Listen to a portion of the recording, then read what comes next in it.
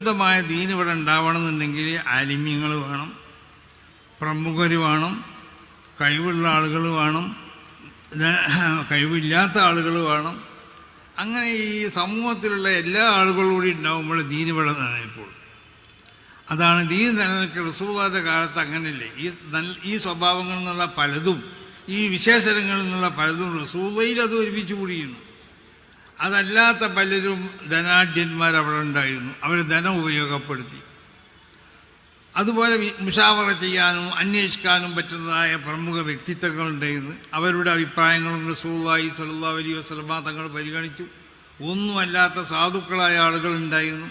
അവരുടെ അഭിപ്രായം റസൂൽ സ്വല്ലല്ലാഹു അലൈഹി വസല്ലമ തങ്ങൾ പരിഗണിച്ചു. കാരണം ദീനിൻ്റെ നിലനിൽപ്പിന് അതൊക്കെ ആവശ്യമാണ്. ഇപ്പോൾ കണ്ടില്ല നമ്മളെ വിഖായൻ്റെ ഈ പ്രവർത്തകർ, അവരൊക്കെ ചെയ്യണ ഈ പ്രവർത്തനം നമ്മൾ കാണുമ്പോൾ നമുക്ക് തന്നെ വലിയ പ്രയാസം തോന്നുകയാണ്.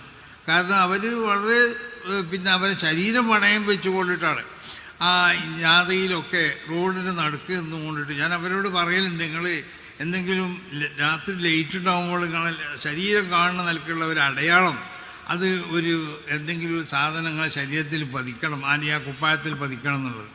കാരണം വരുന്ന വണ്ടികളൊന്നും ഇത് കാണൂല. അപ്പം അങ്ങനെ ഇങ്ങനത്തെ എല്ലാവരുടെ പ്രവർത്തനം ഉണ്ടാകുമ്പോഴേ ദീൻ ഇവിടെ നിലനിൽക്കുള്ളൂ. അല്ലാഞ്ഞാൽ ഇവിടെ വെറും മുതലാളിമാർ മാത്രം ഉണ്ടായ ദീൻ നിലനിൽക്കുമോ? വെറും നമ്മളെ ആലിമീങ്ങൾ മാത്രം ഉണ്ടായ ദീൻ നിലനിൽക്കുമോ? ഇവിടുത്തെ മറ്റുള്ളതായ ഉമറാവ് മാത്രം ഉണ്ടായ ദീൻ നിലനിൽക്കുമോ? നിലനിൽക്കൂല.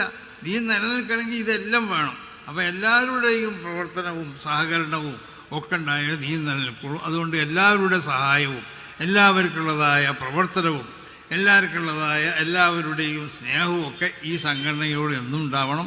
ഈ സംഘടന ആ നിലക്ക് സ്നേഹിച്ചുകൊണ്ട് ഈ സംഘടനയ്ക്ക് വേണ്ട സൗകര്യങ്ങളൊക്കെ ഇവിടുത്തെ എല്ലാ വിഭാഗത്തിൽപ്പെട്ട ആളുകളും അത് ചെയ്തു തരണമെന്ന് എല്ലാവരോടും പ്രത്യേകമായി ഉണർത്തിക്കൊണ്ട്, അതോടൊപ്പം ഇവിടെ സൂചിപ്പിക്കപ്പെട്ടതുപോലെ ഈ വിശുദ്ധമാവുന്നതായ ഈ ആശയങ്ങൾ, അതുപോലെ തന്നെ ഈ ആദർശങ്ങൾ, ഈ നിലപാടുകൾ, ഈ അനുഷ്ഠാനങ്ങൾക്ക് ഭംഗം വരുത്തുന്ന ഏതെങ്കിലും പ്രവർത്തനങ്ങൾ, അല്ലെങ്കിൽ ഇവിടെ അടിസ്ഥാനമായി സ്ഥിരപ്പെട്ട ആചാരങ്ങൾ, അതിനെ ആരെതിർത്താലും അതിന് ഞങ്ങൾ എപ്പോഴും എതിർക്കും.